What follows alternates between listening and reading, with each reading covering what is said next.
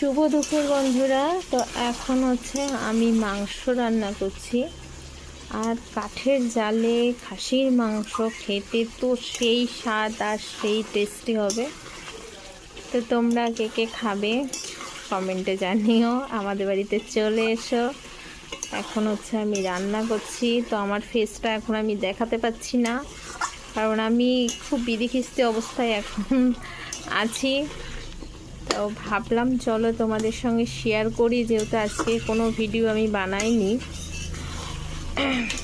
তো ওয়েদারটাও দেখো, ভীষণ মেঘলা ওয়েদার আছে, এখান থেকে একটু দেখা যাচ্ছে তাই দেখাচ্ছি তোমাদের। তার মধ্যে এই খাসির মাংস লাল লাল ঝোল কিন্তু দারুণ লাগবে, গরম গরম ভাত আর লাল ঝোল।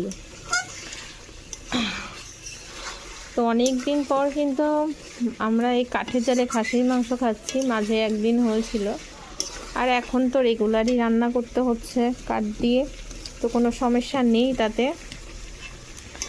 তো এখন সব সময় কিন্তু আমরা এরকম ফুটান্ত মানে গ্যাসে রান্না করলে একটা যে মানে স্বাদ পাওয়া যায় না, কিন্তু কাঠের জালে রান্না কিন্তু দারুণ স্বাদ হয়। তোমরাও করে খেয়ে জানিও, ঠিক আছে।